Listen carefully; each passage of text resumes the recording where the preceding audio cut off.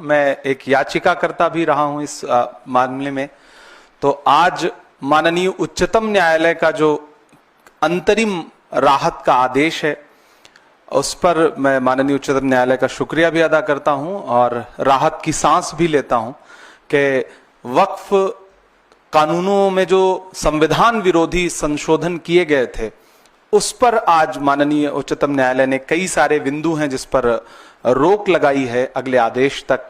तो जेपीसी में जो सुझाव विपक्ष के तमाम सांसदों ने दिए थे, जिसे नकार दिया गया था, संसद में बहस के दौरान लोकसभा और राज्यसभा में जो सुझाव विपक्ष के सांसदों ने अपने डिबेट के दौरान रखे थे, जिनको नकार दिया गया था, सरकार ने बिल्कुल नहीं सुना था, उन तमाम पहलुओं को लेकर के कई सारे याचिकाकर्ता जो माननीय उच्चतम न्यायालय की चौखट तक गए। तो आज माननीय उच्चतम न्यायालय ने जो फैसला दिया है, हम उस अंतरिम राहत के लिए उनका शुक्रिया अदा करते हैं और हमें पूरा विश्वास है कि आने वाली अगली सुनवाई में हमें और राहत मिलेगी, क्योंकि यह संविधान के मूल पर हमला था, किसी धर्म विशेष, किसी वर्ग विशेष का मामला नहीं था। यह संविधान की जीत है और हम बतौर कांग्रेस पार्टी, मैं बतौर अल्पसंख्यक विभाग के अध्यक्ष के और एक सांसद के बतौर मैं ये कहता हूं कि कांग्रेस पार्टी ने संविधान बनाने, बचाने और संवारने की पूरी जिम्मेदारी हमेशा उठाई है और उसे हमेशा उठाएगी। तो आज के इस फैसले पर मैं बहुत आभारी हूं माननीय उच्चतम न्यायालय का और इस फैसले का स्वागत करता हूं खुले मन से। और अभिषेक मनु सिंघवी जी का धन्यवाद कि बहुत जोरदार तरीके से आपने माननीय उच्चतम न्यायालय के समक्ष दलीलें रखी, जिसको बहुत सारे बिंदुओं पर माननीय उच्चतम न्यायालय सहमत रहे। तो आप सारे मीडिया के साथियों का आभार भी प्रकट करते हैं। ये मसला किसी एक वर्ग विशेष का नहीं है। जलते घर को देखने वालों फूस का छप्पर आपका है, उसके पीछे तेज हवा है, आगे मुकद्दर आपका है। उसके कत्ल पे मैं भी चुप था, मेरा नंबर अब आया, मेरे कत्ल पे आप भी चुप हैं, अगला नंबर आपका है। तो एक एक करके संविधान को कुचलने की हर सरकारी कोशिश के खिलाफ इस देश के हर नागरिक को खड़ा होना पड़ेगा। एक प्रावधान है 11, और मैं आपको स्पष्ट कर दूं कि 11 के बारे में उच्चतम न्यायालय ने आज कुछ नहीं कहा अपने आंतरिक आदेश में, लेकिन हमारी दलील होने वाली है, ऑलरेडी है और विस्तार से सुनेंगे तो होगी। तो जैसा मैंने कहा कि मैं आपको सिर्फ एक अपना पक्ष और तर्क रख रहा हूं, मैं किसी रूप से पूर्व निर्णय नहीं देना चाहता किसी चीज के ऊपर। हमारी दलील यह है कि एक प्रावधान है 11, उसमें 100% नामांकन का प्रावधान कर दिया है, यानी चुनावित कैटेगरी को हटा दिया है। नामांकन कौन करेगा? प्रदेश सरकार। जब 100% नामांकन होगा तो क्या रही स्वायत्तता की नाम, क्या रहा संस्थापिक स्वायत्तता, क्या रहा स्वतंत्रता? ये एक मुद्दा है। तीसरा मुद्दा जिस पे आज माननीय उच्चतम न्यायालय ने प्रतिबंध लगाया है और उसका पुरजोर तरीके से स्वागत करते हैं, वो है 2 प्रावधान 9 और 14। 9 डील करता है एक केंद्र की काउंसिल से। उस काउंसिल में अभी तक याद रहे, अभी तक जो कानून चल रहा था 2013 का था, उससे पहले 1995 का था, जिसको 13 ने संशोधित किया। उसके भी पहले और 13 तक कि अभी भी जो कानून चल रहा है, क्योंकि ये तो सिर्फ एक अमेंडमेंट है, संशोधन है, कानून अभी भी 95 वाला है।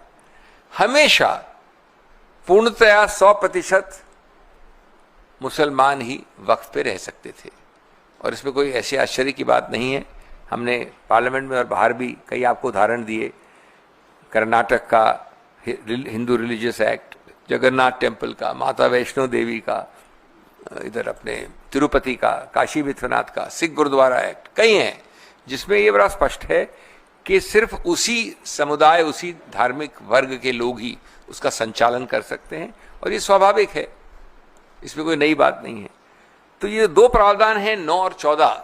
इसमें पहली बार प्रावधान ये है कि संभवतः थ्योरेटिकली जहां तक काउंसिल का सवाल है तो 12-22 में से नॉन मुस्लिम हो सकते हैं। मैं आपको संक्षिप्त में बता रहा हूं कि है तो प्रावधान बड़ा लंबा चौड़ा और विकसित, लेकिन 22 टोटल हो सकते हैं, उसमें से 12 तक नॉन मुसलमान हो सकते हैं। केंद्रीय काउंसिल जो है वक्फ। जो दूसरा प्रावधान है 14 नंबर, वो बोर्ड्स के बारे में है। बोर्ड्स में 11 में से 7 नॉन मुसलमान हो सकते हैं। ये मुसलमानों की बात नहीं हो रही है, ये बात हो रही है कि अपनी संस्था को स्वायत्तता के साथ अपने समुदाय द्वारा, अपने धार्मिक वर्ग द्वारा चलाया जाए। और जो पिछले 70, ये पहला जो एक्ट है वक्फ का कानून, वो 1913 में आया था, फिर 23 में आया, फिर 95 में आया, फिर 13 में फिर संशोधित हुआ 2013 में, 1913 में, 100 वर्ष से ज्यादा पहले। कभी ऐसा नहीं हुआ जो 9 और ये 14 वाले प्रावधान कहते हैं। और आप आज कल भी हमने दलील की, पक्ष रखा उच्चतम न्यायालय के सामने, कुछ प्रश्न उत्तर भी हुआ, जो आज रिपोर्ट भी हुआ है कि क्या आप सिख गुरुद्वारा एक्ट में किसी और मुसलमान को डालेंगे, क्या वैष्णो देवी श्राइन में किसी मुसलमान को बिठाएंगे, इत्यादि इत्यादि। और बड़े अजीबोगरीब प्रावधान है। एक प्रावधान है कि अगर 100% हम लोग 100% लोग हैं, अविश्वास मत करें इस आदमी के ऊपर जो हमारा अध्यक्ष है, बोर्ड का अध्यक्ष ये है, हम लोग सब 100% अविश्वास मत डाल दें इसके ऊपर, उसको हटा नहीं सकते जब तक कि सरकार नहीं हटाए उसे। इसमें क्या गणतंत्र रहा, लोकतंत्र रहा, स्वायत्त रहा, अपने आदमी को अपने आप चुनना या उस पर विश्वास होना कहां रहा। इसी प्रकार से सीईओ, ये मजाकिया प्रावधान है, मजाकिया है, मुस्लिम वक्फ बोर्ड का सीईओ भी नॉन मुसलमान हो सकता है। सीईओ को आप कई नामों से बुला सकते हैं, जो मैनेजर कह लीजिए, जो दिन प्रतिदिन काम चलाता है, गुरुद्वारा कमेटी के प्रबंधक होते हैं कई सीनियर वरिष्ठ, वो सिख ही नहीं हो। ये प्रावधान है सीईओ के बारे में। और ये बता दूं मैं आपको कि पहले सब प्रावधान इसमें विपरीत थे इसके।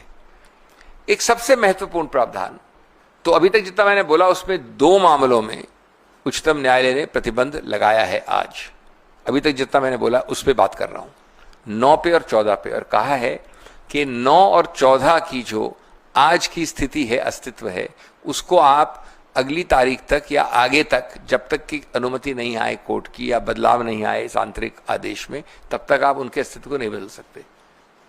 नियुक्तियां या रिक्त स्थान को भरना या अदला बदली करना नहीं कर सकते आप। तो इन 2 पे तो आज ही हो गया है। एक